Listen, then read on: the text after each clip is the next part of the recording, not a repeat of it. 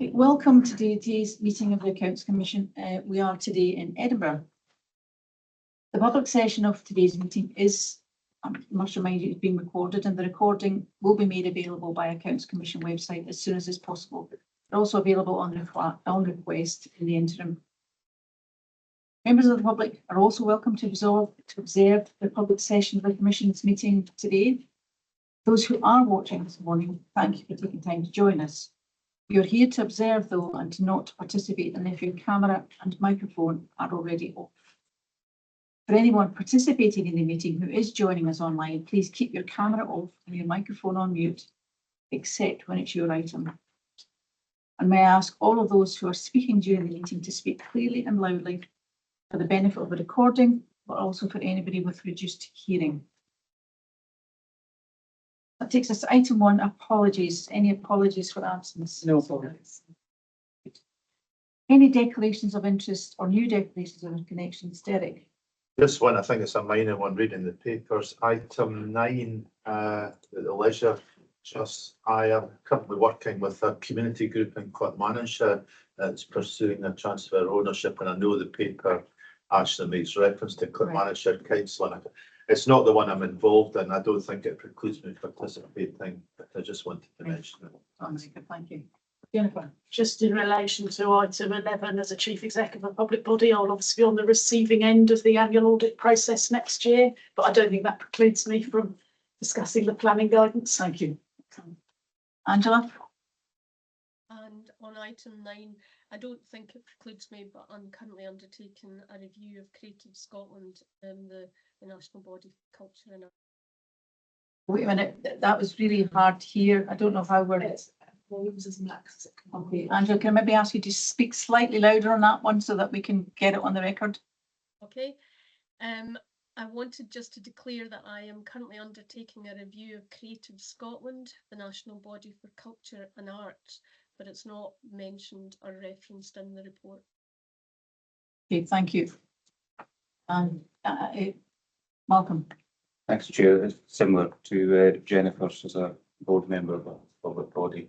Item 11, it's just by way of transparency. Thank you. That's good. Similarly, on item 11, I am a board member of 2 other bodies that will be able to speak, but again, don't see it material for today. Fine, okay. That's good for having on record. Thank you for that. Okay, item 3 is order of business. As normal, I'd like to seek the Commission's approval for the order of business today. I propose that we consider items 8 to 15 in private. For the reasons set out on the agenda, our members agreed. Agreed. Great. Takes us to item 4, matters arising from the minutes and matters arising from the previous meeting. Sarah. Thank you. There were 3 actions from the last meeting. The policy manager's update will cover the query, does cover the query in relation to teacher contact time. The Controller of Audit is scheduling the next scrutiny coordination group meeting for October. And the wording in relation to financial sustainability in our impact report considered at the last meeting has been amended. And the only other thing to draw to members' attention is that under item 5 and 10 at the last meeting, we considered the section 102 report on Glasgow City Council. And as stated in the Commission's findings, Andrew Burns has now written to all council leaders and chief executives, copied to directors of finance and external auditors to request that they review their schemes of delegation and decision-making processes and learn the relevant lessons from the report. Thank you. Any questions on the minute? Would I seek agreement to approve the minutes? Takes us to item 5, local government policy update to Joe. Thanks, Joe. Yes, so relative to the start report, but I think there's still a few key issues coming through in it. As Sarah mentioned in regards to the minutes, obviously that update on the discussions around teacher numbers and reducing class contact time. Perhaps not as substantive, I guess, an update in terms of an agreement being reached, etc., that we might have anticipated. But that is the update that the government has issued. The one update since the report was written, so the key update was from the Cabinet Secretary for Finance and Local Government, who has advised that it will be difficult to schedule the Scottish budget for the usual timing in December as a result of the UK budget being a bit later than had been expected or than is normally. There's no final decision yet on when the budget actually will be, but I guess they're balancing between allowing themselves time after the UK budget for not only the Scottish budget, but also the spending review that they're planning to publish at the same time. But at the same time, mindful that there's a limited time after Christmas, especially given the dissolution of Parliament ahead of the election, which will that will come in March. So yeah, a bit of a narrow window for them to fit that in. That's all I wanted to add, and happy to answer any questions. Questions for Joe, and a useful summary of what's going on in the sector. Eric? Yeah, just a couple of question and a comment. First one, obviously we would be planning to produce our budget overview documents. I guess what you're saying, Joe, potentially puts the timescale for that and maybe pushes us back. Another comment I was going to make, I suppose, just noting disappointment again this reading, and they've got another council which has reversed budget savings decisions on the back of community backlash, and the narrative suggests that they hadn't consulted properly in the first place. So again, I think it's worthwhile noting disappointment. This continues to be a trend that we're seeing. Yeah, absolutely. Obviously, when we have the decision on when the budget is, that will then inform the decision about when the sort of our full internal and external on the budget will be. And yes, absolutely, it is another example that appears to be a case of the council going back on a decision and accusations from the community that there hadn't been a proper consultation process. And as you know, it's something that is a focus of a lot of our overview reports and in general. Any other questions for Joe? Thanks, Joe.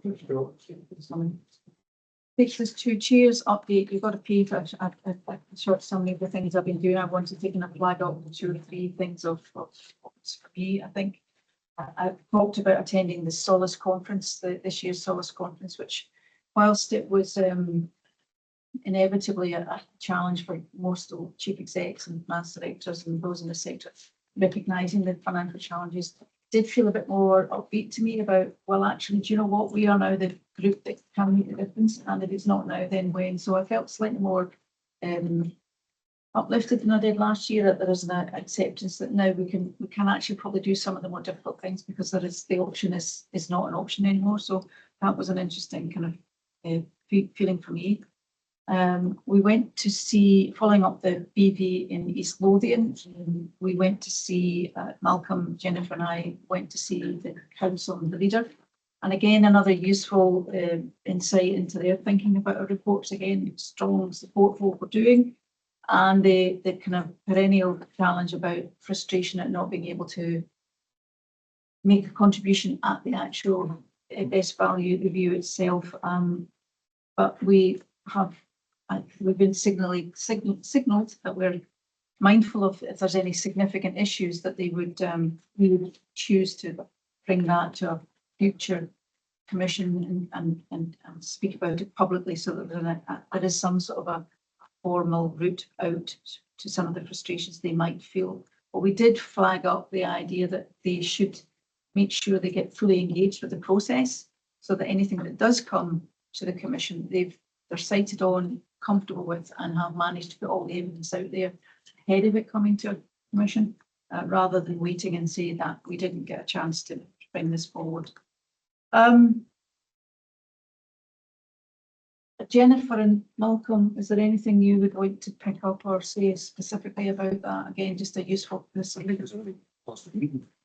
Chair, and then they accepted everything that we said in the findings. So I found it again very positive, and it's a really useful forum, I think, and it's something we should, and I know that's not like it'd be something we need to try and build on. My only observation, I suppose, is that it was a really useful conversation, and it was an opportunity to discuss some of the good stuff that's going on. I mean, I think naturally the conversation tends to focus on the areas where there perhaps thinking there's a criticism or a request for improvement, well, we were able to call out a number of things that we almost don't say anything about because we would see them as areas where the council's doing it well. And I think that I got the sense that there was comfort from that understanding that we do recognise the stuff that we in other areas perhaps are calling for improvement, but isn't an area we feel needing to signal for this particular council.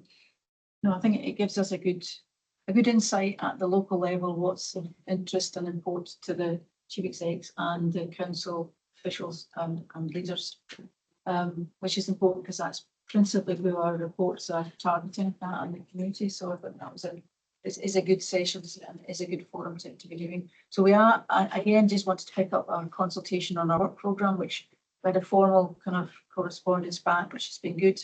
But Andrew and I went to meet the Directors of Finance section at COSLA. We've also met with the Alliance. Mark and Sarah attended the IGB Chief Officers Forum. And all are supportive of our work, and but asking us to maybe sometimes be a bit more focused on priorities, which is a reasonable challenge back.